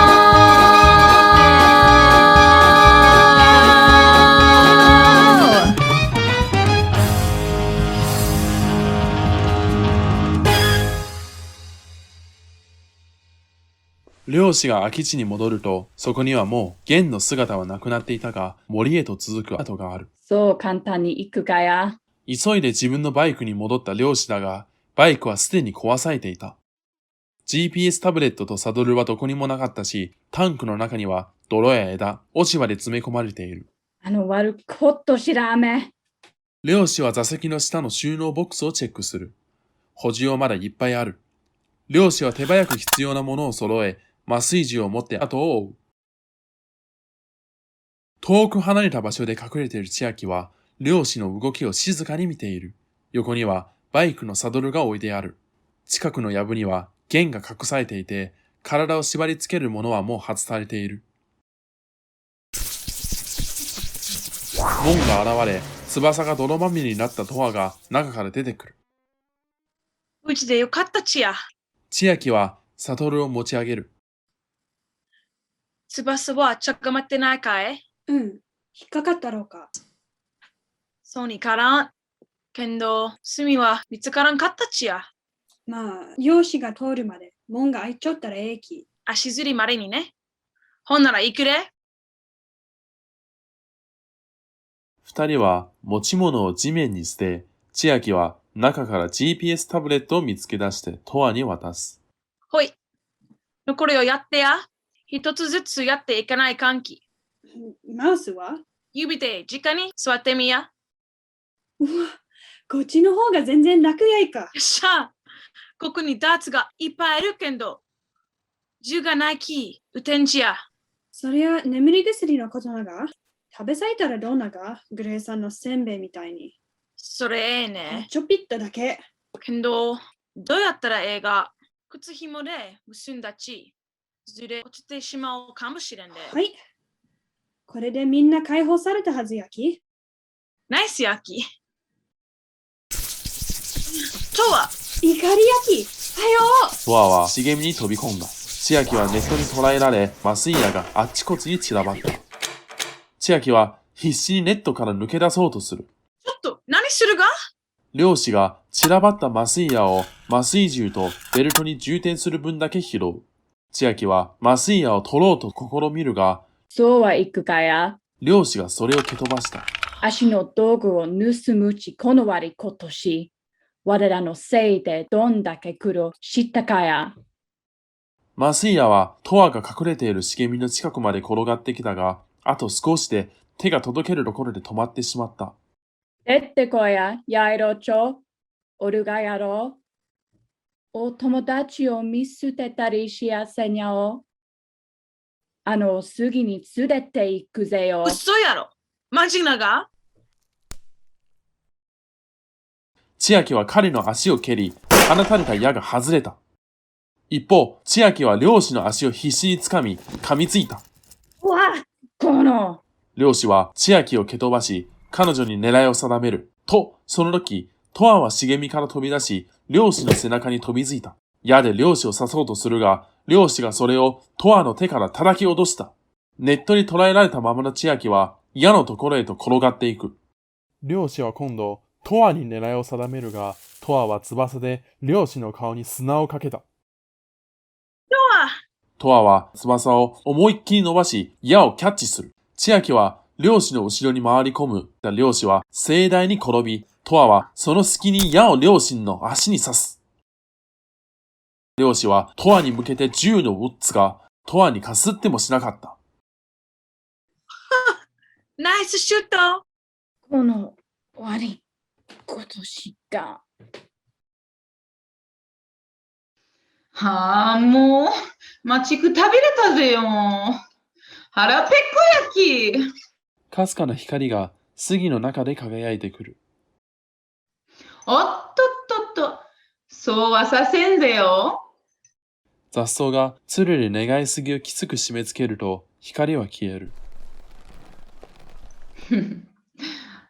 おとなしいにせ。ああ、漁師のおんちゃん、小鳥ちゃん、クマさん、飯はどこや。もう役に立ったぜよ。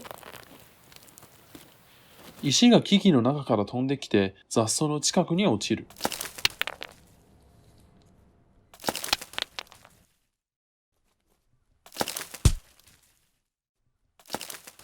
一体、おい、さっきのは誰？ちょっとやめてくれやん、もう。千秋が木々の後ろから出てくる。いや、こりゃたまげた。森を走り回りゆう女子じゃないか。漁師のおんちゃんはどう言った？あいった心配ないき。へえ。ほいったら、友達の小鳥ちゃんはどうぜ？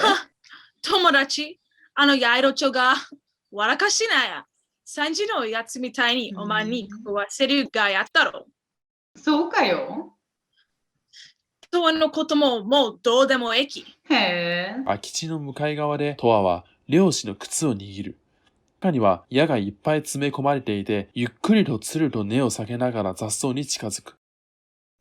実は、お前に話をつけたいことがあるき。おまんは人間を食べたいがやろおるき。ほんで、あては無事に人間界に帰りたいがよ。人間がおるっつうか、漁師のおんちゃんじゃ。そうね。千秋が漁師の麻酔銃を持ち上げる。おかげで、これを手に入れたき。トアが雑草のすぐそばにたどり着き、靴を構える。あてが、漁師おじさんを答えて、おまんが人間界の帰り道を教えてくれるが、なかなかええと思うけど。どうで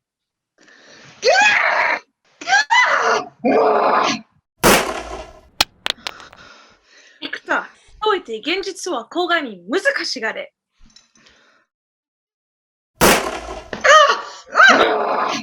いくた。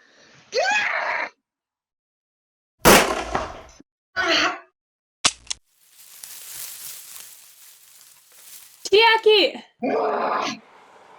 雑草の頭が垂れ下がり、今日は鶴も泥の中に清気なく引きずる。千秋とトアは用心深く空き地に近づく。嘘やろやっつけたが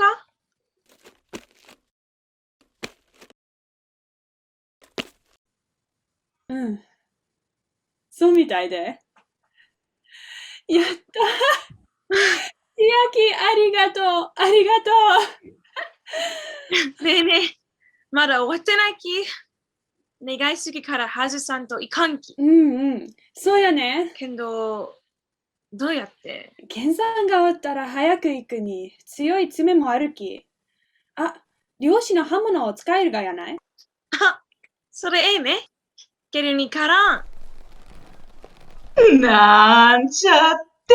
一方の鶴が千秋の足を締め付け、彼女を地面に引きずる。トアはなんとか千秋の腕をつかむ。千秋をトアから引き離し、そのまま放り上げる。千秋は雑草に飲み込まれてしまった。足を倒せると思ったがか。そうしように行くかや。足に騙されたがは、これで何回目ごちそうさましたき。ついに大杉さんを支配できるぜよ。そうで、最初から解放する気はなかったがぜ。バーカ。ざまを見ろ。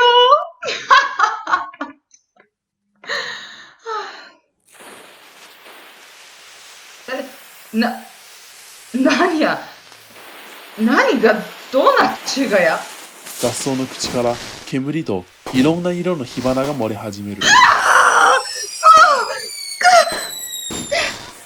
雑草の口から大量の花火が吹き出し、あっちこちに火花が撒き散らされる。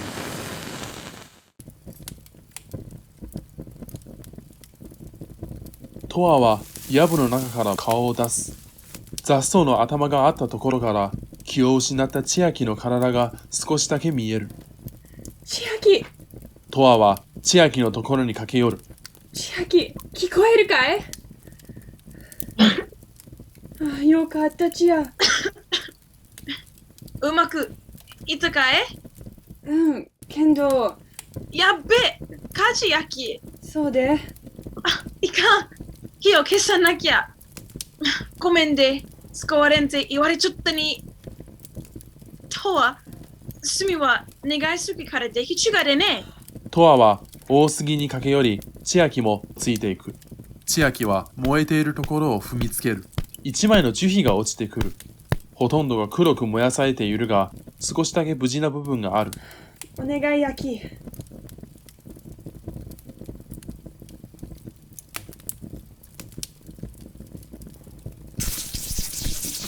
水はたちまち二人の足元を覆い、水しぶきで二人がずぶ濡れになる。水は火を消し、破片を空き地の端まで流す。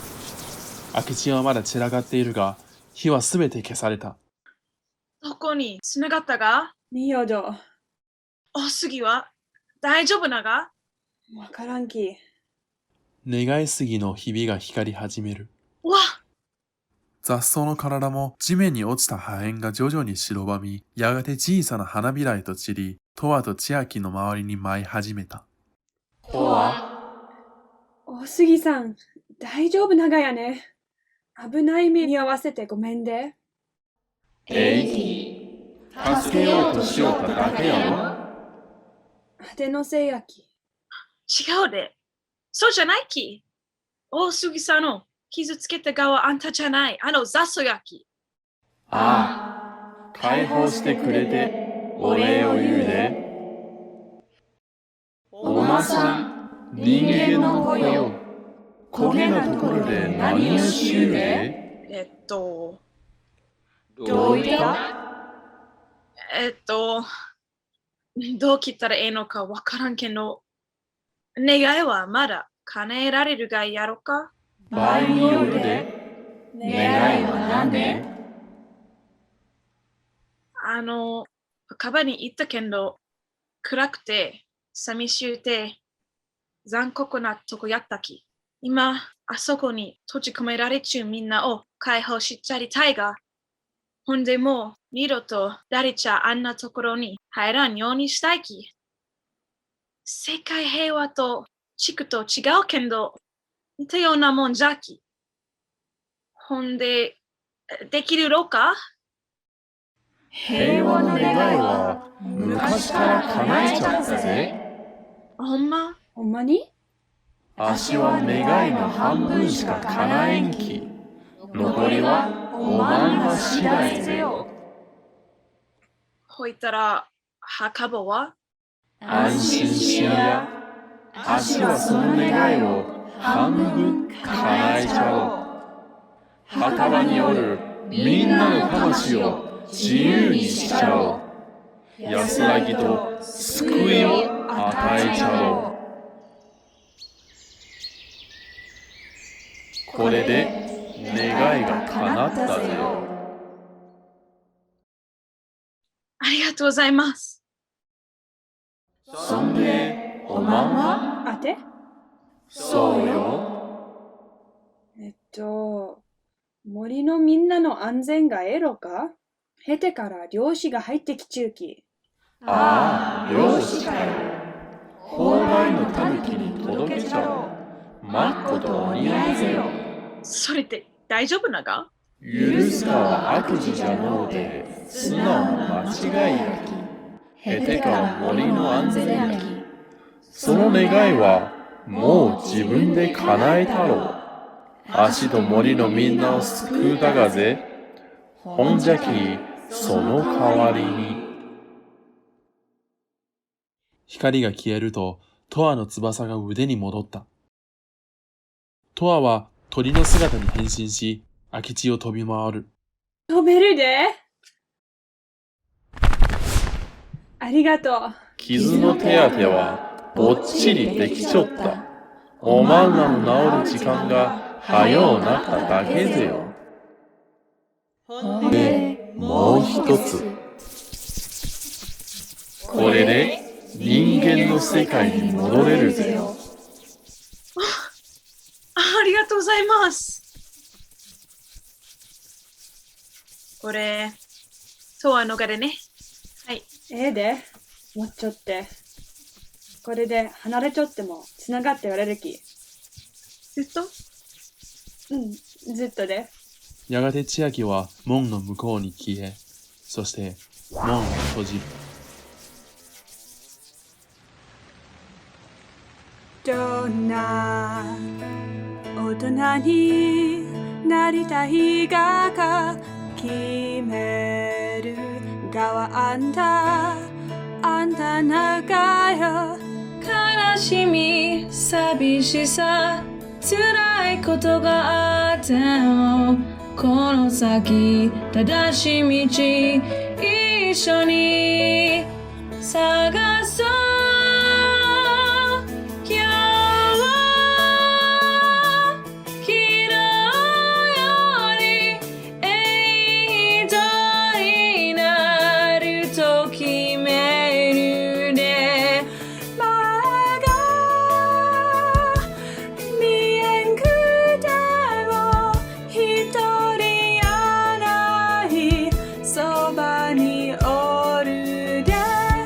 ず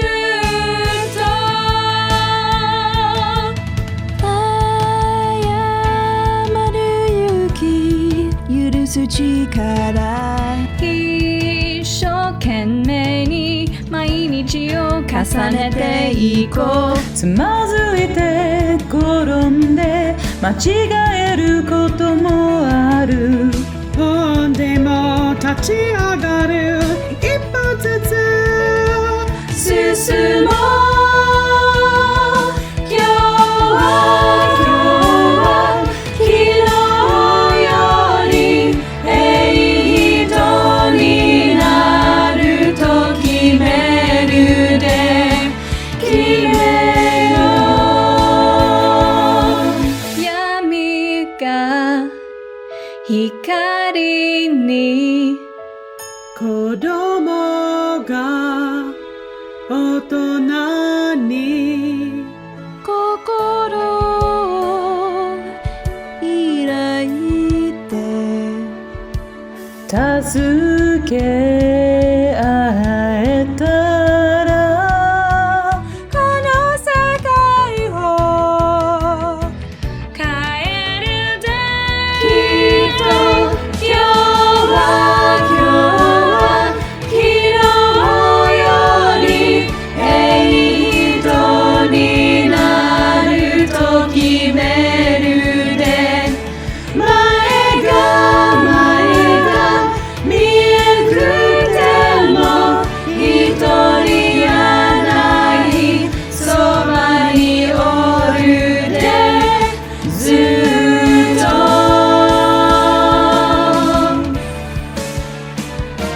明日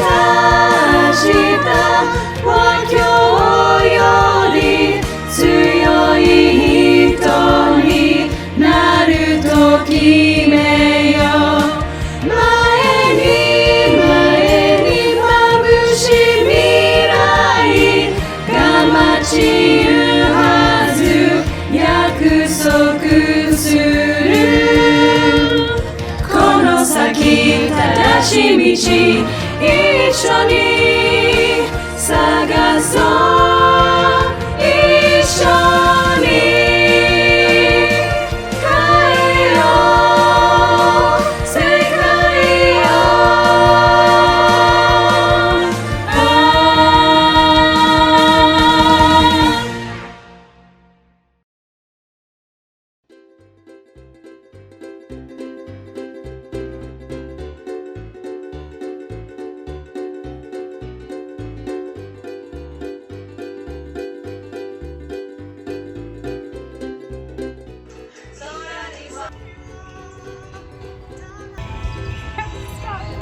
特にきI really can't dance because I'll laugh. It's a very serious song. 先の川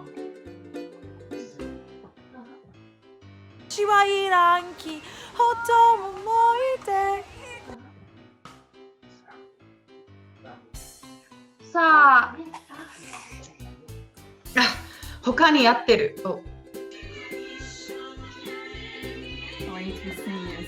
You already granted this wish? What happened? And then it's like it's like, oh, I can only do it halfway. This shirt is on backwards because on the back it says long. 今日の花火のが。When that comes out, yeah. Wow. And then like, oh damn. Oh, the graveyard is 何それ。私をここに置いていくつもりなかやろ。And then just Toa's line.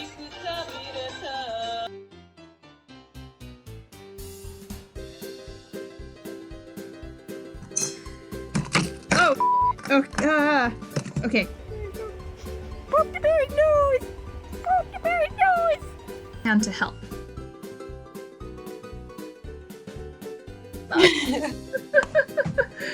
I'm gonna break it.